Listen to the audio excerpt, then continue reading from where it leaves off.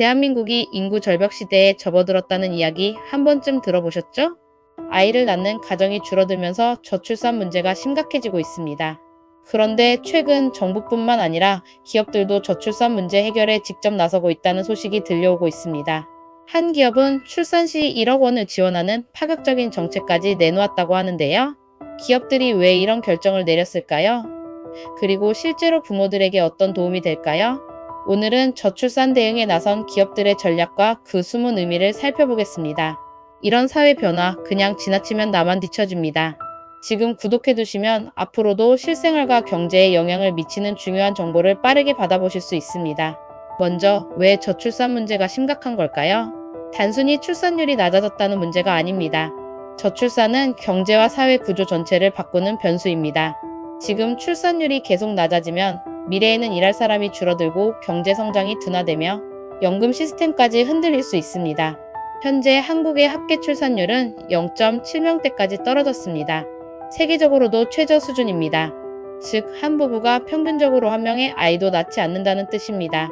이 상태가 계속되면 2050년 이후에는 대한민국 인구가 급격히 줄어들면서 사회 시스템 자체가 유지되기 어려워질 수도 있습니다. 여기서 중요한 질문이 하나 있습니다. 그렇다면 왜 사람들이 아이를 낳지 않는 걸까요? 첫째, 경제적인 부담이 너무 크기 때문입니다. 집값은 높고 양육비와 교육비는 계속 증가하고 있습니다. 아이를 한 명 키우는데 평균적으로 3억 원 이상이 든다고 하죠.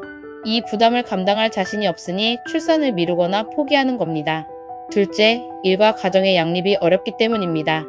아직도 출산 후 직장 복귀가 쉽지 않은 경우가 많고 육아휴직을 자유롭게 쓰기 어려운 분위기도 있습니다.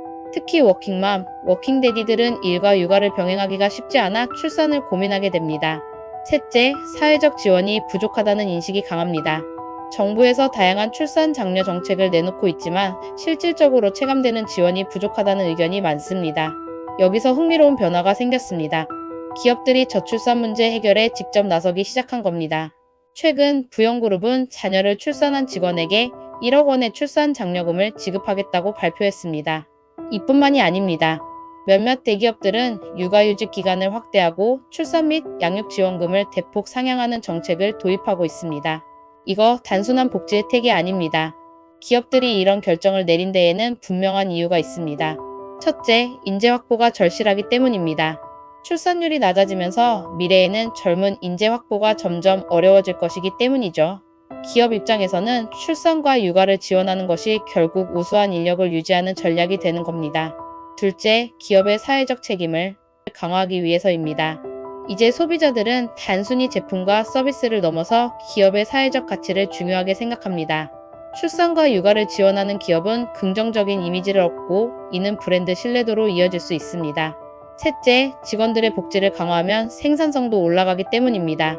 실제로 출산육아 지원이 강한 기업일수록 직원들의 만족도가 높고 이직률이 낮아지는 효과가 있습니다. 즉, 기업 입장에서도 장기적으로 이득이 되는 전략인 거죠. 그럼 여기서 중요한 질문이 하나 나옵니다. 이런 변화 속에서 부모들은 어떤 점을 주목해야 할까요?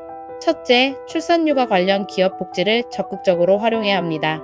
회사가 제공하는 출산 장려금, 육아휴직, 양육지원금 같은 제도를 꼼꼼하게 확인하고 적극 활용하는 것이 중요합니다. 둘째, 일과 가정의 균형을 고민할 때 기업의 정책을 고려해야 합니다. 앞으로는 출산육아 지원이 강한 기업과 그렇지 않은 기업의 차이가 더 커질 것입니다.